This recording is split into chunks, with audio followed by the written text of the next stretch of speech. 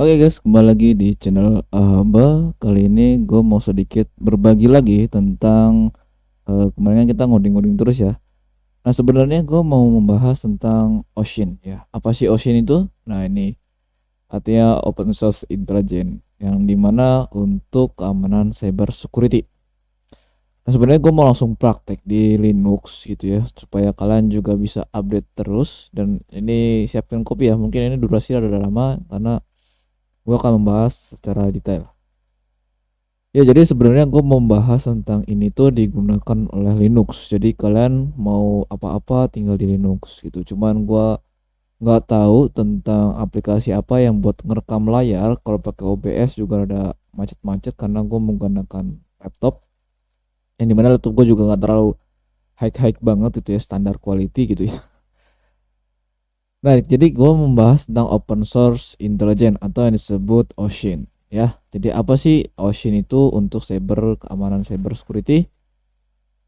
Ya, tunggu dulu. Jadi sebelum kalian menggunakan ini, menonton ini, yang pertama jangan lupa untuk like, comment, and subscribe dan selalu share kepada teman-teman kalian dan juga siapkan kopi untuk menonton ini. Yang kedua adalah sebuah video dan tutorial hanya untuk tujuan informasi dan pendidikan. Kami percaya bahwa peretasan etis, keamanan informasi, dan keamanan siber harus menjadi subjek yang familiar bagi siapa saja yang menggunakan informasi digital dan komputer. Kami percaya bahwa tidak mungkin membela diri dalam peretasan tanpa mengetahui bagaimana peretasan itu dilakukan. Oke? Jadi ini hanya sebagai edukasi dan pendidikan saja ya. Jadi jangan ditiru gitu ya. Ya kalau mau ditiru silakan tapi yang baik. Bukan jadi black hacker. Oke? Paham? Oke. Siap. Oke, kita lanjut. Apa sih itu Ocean? Nah, di sini ya. Ocean adalah kecerdasan sumber terbuka atau pengumpulan dan analisis informasi yang dikumpulkan dari sebuah publik atau terbuka. Di sini ada 3 definisi yang gue kumpulin ya. Ini terdapat dari Wikipedia ya. Di sini ada Wikipedia Intelijen. Definisi yang pertama adalah informasi yang tersedia untuk mengumumkan untuk umum yang dikumpulkan, dieksploitasi dan disebarluaskan secara tepat waktu kepada halayak yang tepat untuk tujuan memenuhi kebutuhan intelijen tertentu. Yang kedua adalah akuisisi open source yang melibatkan pengadaan verbal, tertulis atau dikirimkan secara elektronik yang dapat diperoleh secara ilegal. Yang ketiga, semua informasi yang dapat diperoleh dari pengumpulan terbuka dari semua jenis media, laporan pemerintah dan dokumen lainnya, penelitian laporan ilmiah, penjualan informasi komersial, internet dan lain sebagainya. Jadi apa sih Ocean? Ya, Ocean adalah open source intelligence yang dimana untuk memantau atau melihat semua informasi-informasi yang berada di jaringan internet. Ya. Lalu apa iya bang untuk menjadikan sebuah Ocean ini tuh harus menggunakan semua hacker menggunakan Ocean. Berbagai open source juga banyak ya yang nggak cuma Ocean doang dan berbagai macam juga terdapat Ocean juga ya. Yang sering gue gunakan juga Ocean gitu ya untuk memantau seluruh informasi-informasi yang ada gitu ya. Oke, yang selanjutnya kita lihat lagi. Jadi pada dasarnya Ocean digunakan untuk mencari informasi tentang siapa saja atau apa saja yang gratis dan tersedia untuk umum gitu ya. Jadi yang buat memantau ya, contohnya yang misalnya kalian tertipu atau pengen tahu di mana letak seseorang gitu ya. Cuman ya disclaimernya tadi ya, jangan digunakan untuk hal layak buruk gitu ya. Kalau hal layak buruk sekarang udah ada UU ITE gitu ya. Ya jadi semua yang kalian lakukan ada undang-undangnya. Oke. Yang kedua adalah jejak digital. Jejak digital kita itu penting ya, yang di internet atau lain sebagainya itu penting banget bagi kita untuk menjaga. Apa aja sih jejak digital? Nah, apapun yang Anda ditinggalkan yang menggunakan internet, apapun yang Anda gunakan atau diposting atau metadata yang disebutnya, apa yang Anda masukin dari mana dan lain-lainnya, itu disebutnya jejak digital kalian. Jadi kalau di di internet ada namanya cookies. Ya. Nah, di sini juga kalian bisa didetek oleh si Ocean ini. Jadi ya hati-hati yang sering memposting foto di Instagram atau memposting segala macam yang berkaitan dengan hal-hal yang sensitif seperti KTP dan lain sebagainya, lebih baik kalian hindarkan seperti itu, karena ya kalau misalnya terjadi apa-apa, kalian sendiri yang rugi. Yang kedua adalah riwayat online berpotensi dapat dilihat orang lain atau dilacak dalam database. Nah, di sini adalah situs web atau belanja online, media sosial, ponsel, tablet, atau laptop komputer. Ya, jadi bisa kalian lacak dari jejaknya atau melacak alamat IP Anda, terus jejak digital Anda yang kalian masukin atau keyword-keyword yang Anda masukin. Terus masukin ke situs dan membuat postingan perubahan dengan nama yang terdaftar. Jadi tidak perlu ya menjadi seorang hacker untuk menemukan dan menggunakannya. Ya, jadi hati-hati ya, zaman sekarang itu ya lebih bijak dalam menggunakan media sosial, atau ya yang sebut kita paling bahaya ya kalau misalnya media sosial kalian memposting-posting segala macam yang tidak ada gunanya, itu sudah menggunakan undang-undang dasar ya, untuk informasi, teknologi, dan informasi. Lalu kita membahas tentang jenis pekerjaan OSINT. Wah, ini membahas tentang pekerjaan berarti membahas tentang gaji juga ya. Di Indonesia sekarang banyak yang membutuhkan tentang tenaga cyber security atau lagi tentang ethical hacker atau pen tester. Nah, di sini ada berbagai macam jenis pekerjaan OSINT. Nah, di sini ada berapa tuh? Ada cyber threat intelligence atau memantau serangan-serangan di dunia, yang mungkin kalian bisa buka cyber threat intelligence ini. Terus ada cyber forensik, yang dimana ini menggunakan, yang pandangan gua sendiri, ini menggunakan untuk memantau misalnya terjadi pembunuhan atau pembunuhan berencana. Biasanya forensik ini atau tim cyber forensik ini melacak kejadian-kejadian tersebut. Ya misalnya kalau misalnya yang waktu itu kasus apa gitu, penembakan seperti itu atau pengeboman di suatu daerah, ini biasanya tim cyber forensik akan meneliti lebih jauh dari mulai dia jalan hingga dia ketemu. Terus ada juga critical infrastructure, atau di mana ini menjaga data-data kalian di sebuah website atau di sebuah platform yang sering kali digunakan. Dan ini biasanya yang kritikal ini seperti KTP, KK, dan lain sebagainya. Dan mungkin kalian yang terdaftar di pinjol itu biasanya kritikal tuh ya, yang menggunakan data pribadi. Terus ada law firms, itu gue kurang paham law firms itu apaan. Nanti gue bahas lagi di lain video. Terus ada private investigator, ada government, finance, telkom, interview, cyber analyst, ethical hacking, pen tester, job seeking, dan lain sebagainya. Nah, yang gue tahu ini cyber analyst ini biasanya untuk memantau kondisi-kondisi serangan-serangan terjadi ya, hampir sama dengan cyber threat, cuman dia menganalisisnya. Terus juga ada ethical hacking, ini biasanya untuk meretas suatu sistem atau menjaga suatu sistem. Ini biasa digunakan oleh si hacker-hacker gitu ya, dalam perusahaan-perusahaan atau tim cyber. Nah, terus apa sih bang perbedaannya cyber security dengan ethical hacking? Nanti gue akan buat videonya ya, di video terpisah. Nah, ethical hacking juga ini ada berbagai macam hacker yang sekarang berkeliaran di dunia maya. Ada blue hack, black hat, green hack, dan apa lagi tuh ya, abu-abu hat gitulah ya. Itu berbagai macam.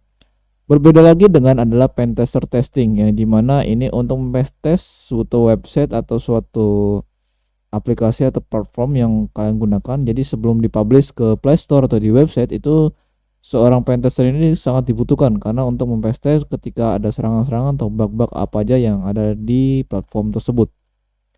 Ada job seeking atau employment atau dan lain sebagainya. Jadi terus berapa sih bang gaji dari seluruh ini? Ini dari mulai mungkin kalau gue lihat di platform-platform sebelumnya, ini adalah sampai 20 juta ke atas. Kalau misalnya yang senior atau bahkan yang junior ya mungkin ya bisa sampai 5-10 jutaan gitu ya. Yang pandangan gue sendiri ya. Jadi apa dari OSINT ini memberikan peluang bagi pembela dunia maya dan penyerang dunia maya gitu ya. Ini biasanya kalau misalnya kalian lihat-lihat ya, yang pernah gue lihat di suatu film gua nggak tahu film apa itu. Jadi dia berkata, kalian bermain di dunia nyata, gua bermain di dunia belakang gitu ya. Artinya dia apa? Dia bermain di dunia IT. Mengerikan kah dunia IT? Ya mengerikan. Ini seperti inilah. Jadi ada banyak pertasan, banyak banget yang harus dijaga, apalagi data privasi sendiri. Terus ada lagi, ini adalah ocean landscape. Nanti gue jelasin. Di sini ada ocean landscape yang dimana ocean landscape ini terdapat berbagai macam platform-platform yang sering kalian lihat atau sering kalian gunakan, yang sebagaimana ini ada sosial media platform yang seperti Facebook, terus ada Twitter, ada Weibo, ada Keyzone, ada Instagram dan lain sebagainya. Ini ada platform-platform yang kalian sering gunakan, mungkin kalian pernah pakai atau sering mungkin ya, seperti Facebook, Instagram, atau LinkedIn mungkin, dan apalagi YouTube dan lain sebagainya. Ini adalah ocean atau landscape yang sering dijadikan bahan utama untuk pemantauan. Terus di sini juga ada ocean landscape juga ya. Di sini ada maritime movement ya, ada Subfinder. Ini untuk ada Alsub, ada Shipfinder dan lain sebagainya. Ini gue juga kurang tahu ya ini gunanya buat apa. Cuman yang gue tahu adalah di sini digunakan untuk biasanya untuk pentester atau ethical hacking. Terus ini juga ada radio, penyiaran-penyiarannya yang di sini ada Radio Garden, ada ProScan, Miller Scanner dan lain sebagainya. Ini untuk radio. Di sini ada webcam juga, ada Shodan. Biasanya Shodan juga untuk digunakan untuk ethical hacking ya. Ini aplikasi ya. Terus ada juga untuk memantau dari image dan video. Ini bisa menggunakan EXIF data, EXIF tool dan video ya. Ini yang sering gue gunakan di mana bang? Gue pernah menggunakan EXIF tool untuk memantau seseorang yang gue ya mungkin ya gue kedak juga sih ya. Tapi jangan ditiru ya. Ini semuanya ada di undang-undang. Ya, ini untuk memantau seluruh image dan video. Terus ada lagi dengan namanya sharing publishing. Ini biasanya digunakan untuk memantau di berbagai macam media platform ya, seperti Flickr, terus Google ya. Ini juga Pinterest juga sama. Kalau misalnya kalian login seperti itu biasanya banyak banget ya. Banyak banget yang menggunakan hal-hal seperti ini, apalagi developer biasanya menggunakan Pinterest atau Google Plus ya. Terus ada lagi untuk memantau dengan internet search. Ini yang biasanya banyak digunakan adalah Google atau perusahaan besar ya.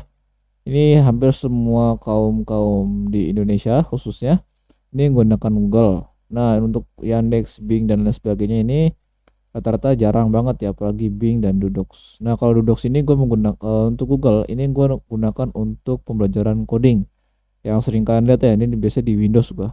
Nah, untuk di Linux sendiri gue menggunakan Dudox karena ya selain enak dipakai dan mungkin lebih simpel gitu ya, gue mencarikan hal-hal yang mungkin sifatnya kritikal.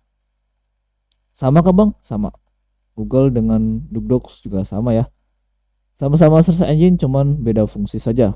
Nanti gue jelaskan perbedaan Google dan Dudox itu apa. Tapi di video terpisah ya.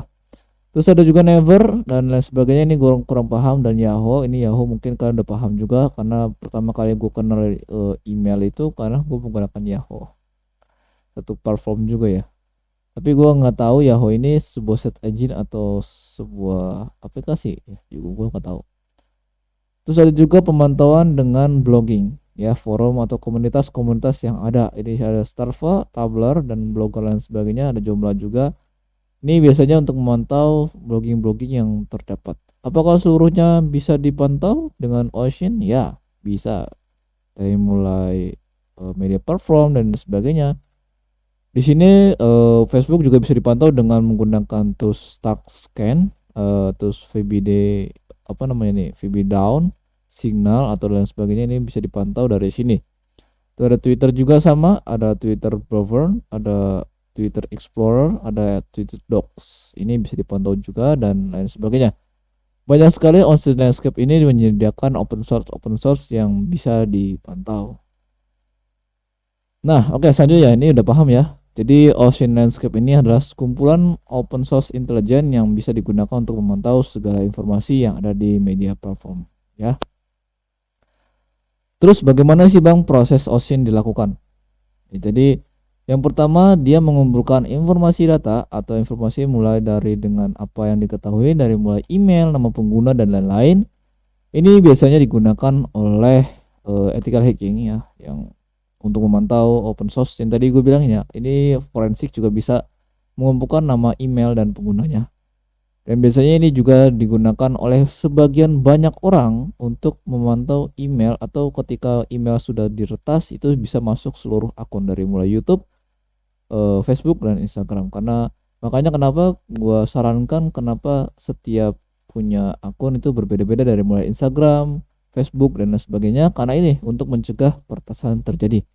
Karena kalau misalnya satu email untuk seluruh media sosial ya, ketika antara peretasan atau misalnya akunmu dihack atau diretas ya bisa jadi seluruhnya bisa terjebol atau bisa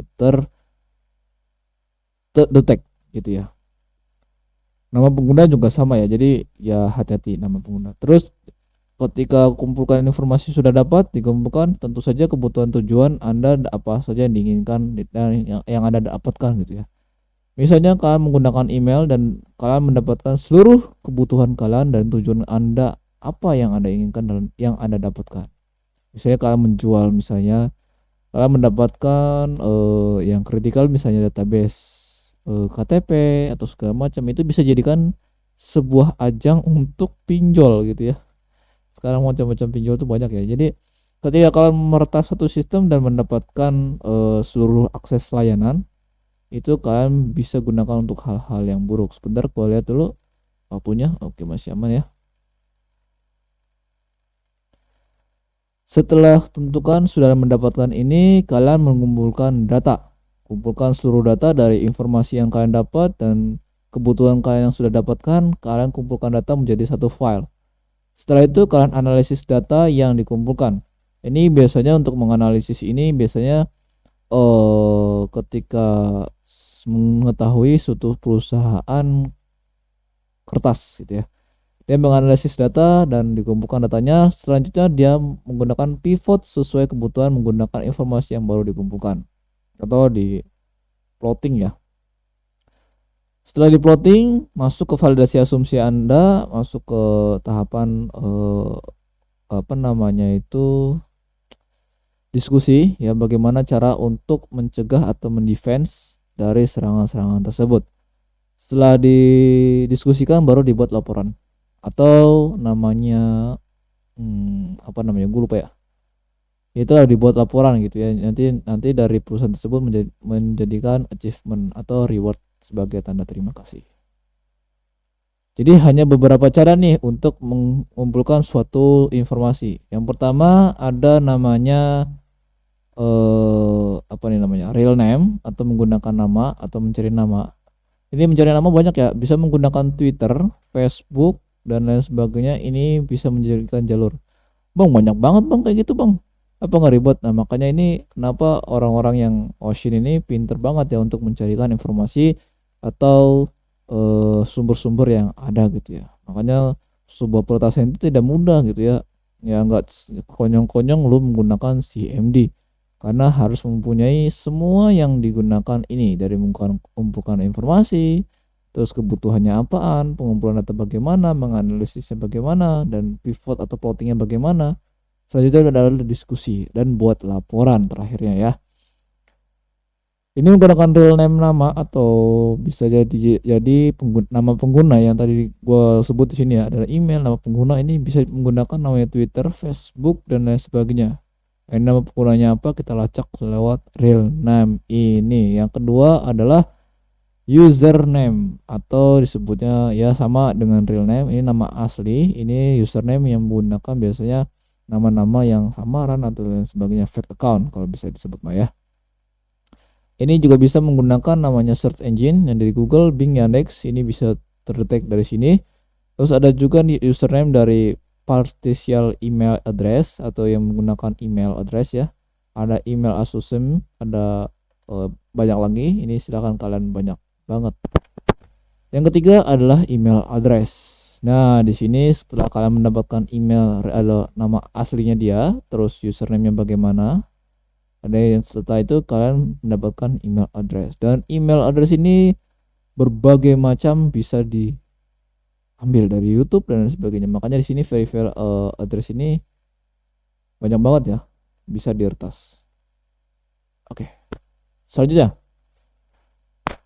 kerangka OSIN. Nah, ini biasanya gue menggunakan kerangka OSIN ini sebagai tools yang biasanya gue pakai gitu ya. Ini ada berbagai macam, ini ada username, ada email address, domain name, IP address, image, dan sebagainya. Bang, ini banyak banget bang, apakah semua seru dari ethical hacking atau pentester ini menggunakan ini? Yap, betul, rata-rata menggunakan ini. Dari mulai pencarian email, IP address, email address, dan lain sebagainya menggunakan ini. Jadi ya nggak salah ya kalau ketika menggunakan ini. Terus apa bang yang kalau misalnya kalau lu menggunakan apa aja? Untuk saat ini gue pernah menggunakan domain name, ya ini berbanyak banget. Silakan kalian menggunakan apa namanya tuh, ketik aja di Google OSINT framework. Nah, kalian bisa menggunakan itu, dan di situ banyak banget tools yang bisa kalian gunakan. Dari metadata, terus transform, dan digital currency. Itu banyak banget ya. Ini state intelligence juga sama, OpenSearch juga sama. Jadi seperti itu ya, yang rata-rata orang menggunakan hal seperti itu untuk mencari data informasi orang lain. Tapi sekali lagi disclaimer ya, jangan digunakan untuk hal-hal yang buruk. Jadi apa sih OSINT? OSINT adalah jenis kerangka keamanan siber dengan banyak alat dan teknik yang tersedia. Apakah seorang ethical hacking harus bisa menguasai coding? Ya, harus, karena seluruhnya menggunakan bahasa coding dan bahasa Inggris juga ya. Analisis yang tepat dan coding ya mungkin harus bisa lebih ke backend ya. Yang intinya kalian bisa baca codingannya ya. Paham dengan struktur data coding. Jadi itu ya. Oke, selanjutnya OSINT dan boneka kaos kaki. Ini lebih mendalam, nanti gua akan bahas lagi tentang OSINT dan boneka kaos kaki. Hanya sedikit ini ya, gua bahas ya. Yaitu persona fiksi dapat menghasilkan untuk bikin OSINT atau alias boneka kaos kaki. Nanti gue bahas di video terpisah bagaimana itu kaos kaki boneka. Orang ini tidak ada, persona ya, orang itu tidak ada, terus resam juga tidak ada, terus perawatan juga tidak ada. Ini berbagai macam pengguna acak dan lain sebagainya. Ini gue akan jelasin di beda video ya. Nah, tapi gue akan jelasin ini kenapa tidak ada juga. Ini karena kalau ketika kalian mendapatkan suatu informasi, kadang juga ada orang yang tidak menggunakan username atau resamnya juga tidak terjelas, penggunaannya acak, terus ID-nya juga palsu, bisa jadi. Ini di tempat lain juga bisa jadi. Oke, selanjutnya persona sosial dengan riwayat sosial yang kredibel, berbagai macam soal media sosial. Ini di media sosial juga ada nama pribadi, ada kepribadiannya, foto, dan nomor telepon. Makanya kenapa banyak banget nomor telepon yang kertas, banyak banget nama yang ke publik atau foto yang terpublish, itu ya karena itu seluruhnya bisa diakses di media sosial gitu ya. Makanya hati-hati tuh yang sering posting nggak jelas, mendingan dihindarkan. Oke, dari OSINT kita lanjut ke bagian serangannya. Apa aja serangannya sih bang? Kan kita udah belajar OSINT nih, karena abang udah menjelaskan tentang OSINT atau Open Source Intelligence. Terus apa aja sih yang dilakukan OSINT? Apakah cuma memantau dan tidak ada serangan balik dari si dipantau itu? Pasti ada ya guys, ada aksi dan ada akibat, ada sebab ada akibat. Nah, ini juga ada serangan cyber yang dihasilkan dari OSINT. Berbagai macam ya, ada identity thief, ada social engineering. Ini pernah juga gue bahas tentang social engineering, bahkan bagaimana pertasan itu terjadi. Identity thief juga melacak suatu identitas yang terjadi. Terus account takeover, ini take over atau mengambil account yang ada di dalam media sosial. Untuk social engineering ini adalah bagaimana kita memanipulasi seseorang menggunakan kata-kata, bisa menggunakan alat teknik juga bisa, menggunakan open source intelligence juga bisa. Dan itu bagaimana untuk bisa memanipulasi orang. Tapi pintar-pintar ya untuk social engineering ini. Kadang nggak semua orang bisa dimanipulasi gitu ya, sulit gitu ya memanipulasi orang gitu, apalagi mengajak. Kalau ada data breach atau thief itu mungkin data-data yang kritikal atau yang biasanya digunakan oleh si hacker ya untuk menjual data. Biasa di akun-akun gelap ya atau di dark web gitu ya, bisa banyak data-data yang kritikal. Ya seperti kasus Biorka aja ya. Biorka juga sama menggunakan tools itu ya, ada data breach itu ya. Terus ada target inflator, ada juga password attack atau mencegah serangan password mengetahui password. Ini sering terjadi juga. Terus ada lagi juga denial of service atau DOS.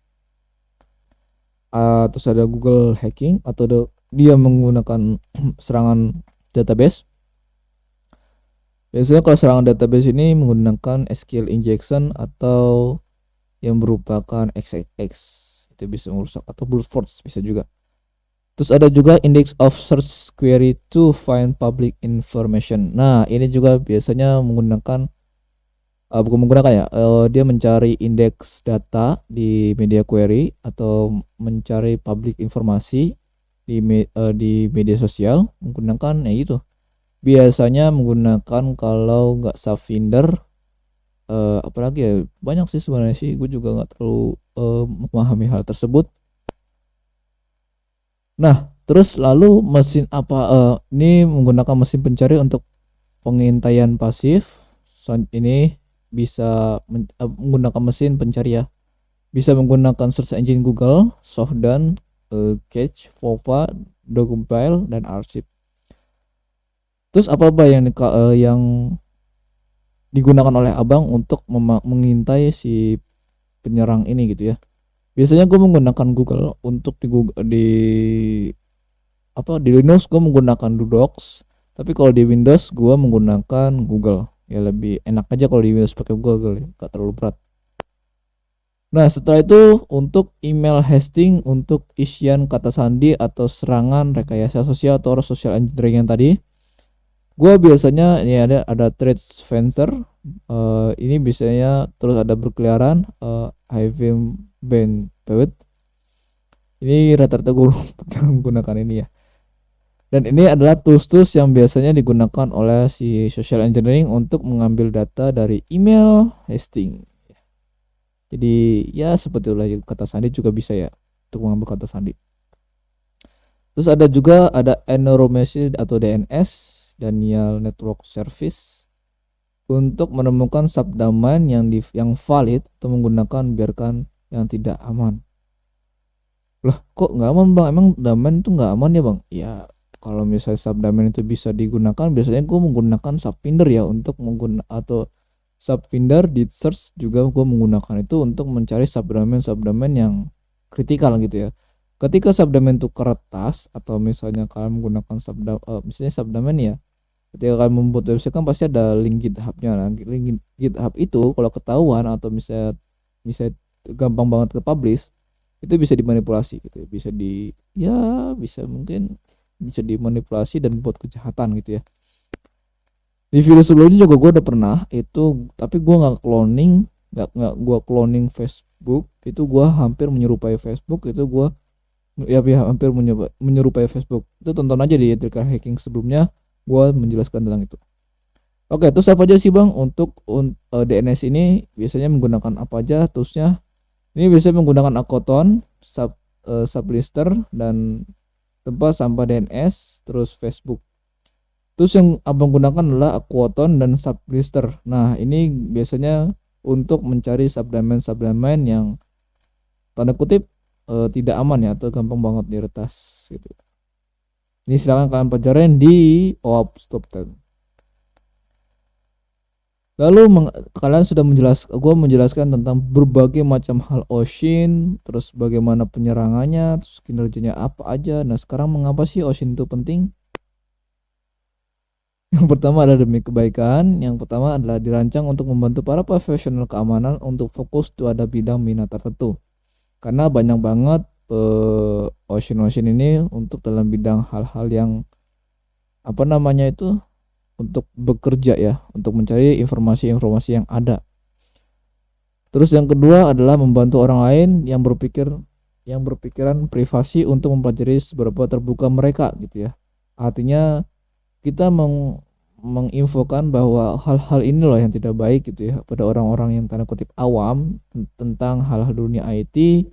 Ini membantu berpikiran dia untuk bisa menjaga privasi dan bisa menjaga data pribadi mereka. Ya, jadi OSINT itu penting halnya seperti itu. Yang ketiga adalah digunakan untuk pengujian atau pertasan dalam penetrasi etis. Nah, ini untuk pengujian apa Bang? Untuk pengujian misalnya aplikasi atau platform dan lain sebagainya. Ketika mau dideploy itu harus masuk ke tahap pengujian ya, seperti makanan aja ya, harus tahap uji dulu, uji makanan, uji apa segala macam sampai mendapatkan cap halal. Yang keempat adalah membantu mengidentifikasi ancaman dari luaran sana, eksternal ya. Ada serangan dari internal, ada serangan dari eksternal. Banyak dong Bang, lebih banyak yang mana Bang untuk serangan tersebut? Berbagai macam ya, tergantung ya. Kalau misalnya di internal bisa menjadi virus atau segala macam, tapi kalau di eksternal bisa mendapatkan ancaman atau seperti yang sekarang ada di Indonesia. Ya. Terus memberikan anonimitas yang saat ini melakukan pengintaian pasif seperti shock puppet, VPN dan Tor. Ini gak gue jelasin ya karena gue juga belum memahami hal tersebut. Terus menemukan atau memperbaiki kelemahan dalam jaringan organisasi. Jaringan organisasi apa Bang? Nah, jaringan organisasi ini banyak ya. Bisa dilihat dari jaringan internet atau misalnya kelemahan-kelemahan dalam website gitu ya. Menurut pandangan gue pribadi. Nah, dari sisi kebaikan. Nah, sekarang dari sisi kegelapan atau dark gitu ya. Apa aja sih dari sisi kejelekan gitu ya? Pelaku ancaman memiliki akses ke alat teknik yang sama dengan profesional keamanan. Nah, makanya kenapa sih Bang, kenapa sih orang awam itu gampang banget untuk mempublik seluruh akses dia gitu ya, dari mulai foto terus apalagi itu nomor kelahiran kalian, itu gampang banget dari sisi kegelapan ini. Kalau dari si black hat ini punya kejahatan atau oknum-oknum kejahatan ini, dia bisa mengakses seluruh dengan teknik yang sama. Terus yang kedua adalah mengidentifikasi target potensial dan memanfaatkan kelemahan atau target mata rantai yang terlemah orang atau dan rekayasa sosial. Oke, gue jelasin ya. Target mata rantai yang terlemah ini adalah orang, di mana orang ini disebutnya kaum rekayasa nanti dimanipulasi oleh rekayasa sosial atau social engineering. Ketika sudah mendapatkan social engineering itu dan memanipulasi otaknya, dia bisa membuka seluruh rekayasa dia atau membuka seluruh akun data pribadi dia. Makanya social engineering ini kalau dibuat kebaikannya bagus, dibuat kejelekannya lebih kurang bagus. Makanya lebih hati-hati. Terus menjadikan korban persona boneka Kawasaki yang tadi gue yang tadi mungkin gua nggak bahas. Anda mungkin bahkan tidak menyadarinya. Nah, seperti inilah yang biasanya terjadi oleh kaum awam gitu ya. Dia tidak menyadarinya bahwa apa yang dia share, apa yang dia publish, dan ya mungkin dia tidak menyadari tiba-tiba lah kok akun gue seperti ini, lah kok website gue seperti ini, dan dia tidak mendefense itu dengan baik. Makanya dari sisi gelap ini dia bisa ketika udah punya akses ini dia bisa bisa menghancurkan seluruhnya. Terus yang keempat ini membantu dalam serangan phishing, kriminal, dan kampanye social engineering. Sebentar gue cek dulu WBS masih aman kah? Oke, masih aman.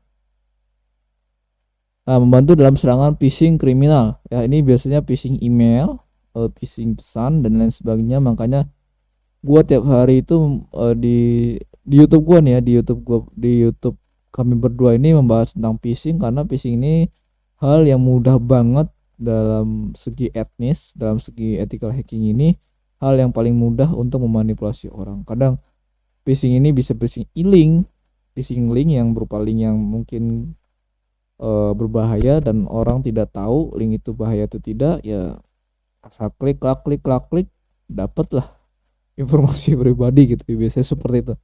Terus kampanye rekayasa sosial ini biasanya di bahan-bahan pemilu. Mungkin ini terakhir, sangat digunakan oleh badan intelijen pemerintah. Ini biasanya ya gua nggak jelasin lagi karena ini menyangkut dengan negara dan mengeksploitasi informasi yang sensitif. Ini juga bisa jadi mengeksploitasi artinya apa? Bisa memanfaatkan atau menyalahgunakan data informasi pribadi dengan baik dengan buruk, bisa mendaftarkan hal yang sebagainya. Nah, tadi gue udah jelasin bagaimana penyerangan dan sebagainya. Terus bagaimana bang cara kita belajar atau apa aja sih website yang menerima untuk demo. Nah, di sini ada 6 demonya ya, bisa kalian gunakan untuk belajar. Yang pertama dari Ocean Framework. Ini kalian bisa gunakan ya untuk belajar kalian apa aja yang digunakan. Terus yang kedua adalah Fake Manager. Ini bisa kalian gunakan untuk belajar fake account, biasanya itu. Kalau nggak gua salah ya. Terus ada juga more reporting, ini gue kurang paham. Terus ada Exploit DB, ada Tiny, ada Anywhere Online. Yang sering gue gunakan adalah nomor 1, ini ada Ocean Framework. Terus ada ini nomor 4. Untuk fake mungkin gue pernah kayaknya, tapi gue lupa. Intinya itu ya. Jadi silakan kalian gunakan untuk belajar kalian, tapi jangan disalahgunakan untuk hal yang macam-macam karena semuanya sudah ada undang-undang. Nah, ini adalah tautan referensinya, silakan kalian gunakan untuk baca ya. Jadi untuk belajar seperti ini bukan hanya wah gue udah paham ini, gue paham itu, enggak. Jadi kalian harus benar-benar berbaca. Dan rata-rata ini menyangkut dengan OWASP. Jadi ya kalian bisa pelajari gitu ya. OWASP itu udah good banget dah. Gue pernah membahas tentang OWASP juga di video sebelumnya tentang keamanan cyber. Dan ini bisa kalian belajar atau menjadikan bahan bacaan kalian ketika lagi gabut gitu ya. Yang terakhir, jadi pertas adalah bakat Anda, tidak akan mempelajari di sekolah ya. Jadi pertas adalah bakat Anda ya, tidak akan dipelajari di sekolah. Ini seperti menjadi Messi atau Cristiano Ronaldo. Jika Anda dilahirkan untuk menjadi seorang pertas, itu adalah takdir Anda. Jika tidak, Anda akan diretas. Jadi bakat kalian jika dipertas ya sudah, kalian dalemin, kalian pahamin, kalian maknai, jadikan sebagai motivasi kalian untuk kedepannya. Jadi ini hal yang seperti ini, etnis seperti ini tidak akan diajarkan di sekolah, karena di sekolah itu dia mengikuti kementerian pemerintah. Hal yang seperti ini bisa digunakan untuk orang-orang yang otodidak gitu, artinya dalam pengetahuannya ya pengen tahu, pengen belajar, dan sampai mungkin pengen jadi pertas gitu ya, tanda kutip yang baik gitu ya. Jadi adalah bakat kalian. Jadi yang seperti ini, seperti Cristiano Ronaldo yang sudah menjadi bakat profesional di bola ya. Kalau Anda profesional di bagian pertasan, jadi menjadi seorang pertas itu adalah takdir Anda, jalan Anda menuju ke sana.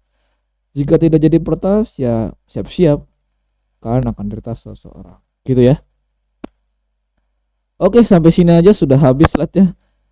Jadi yang gue sarankan kepada kalian semua, jadilah pertas yang baik, bukan pertas yang buruk. Jadilah seorang ethical hacking yang bermanfaat bagi negara dan masyarakat kalian sendiri, sekitar kalian. Dan jangan jadikan bakat kalian ini sebagai suatu pertunjukan kepada orang lain atau suatu keburukan kepada orang lain. Silakan ditunjukkan kepada halayak publik cuman sebagai lahan edukasi, bukan sebagai lahan kejahatan gitu ya. Karena di Indonesia adalah negara-negara hukum yang berpacuan kepada Undang-Undang Dasar. Oke, sampai sini saja. Jangan lupa untuk like, comment, and subscribe. Dan sampai jumpa. Bye-bye. Semoga bermanfaat.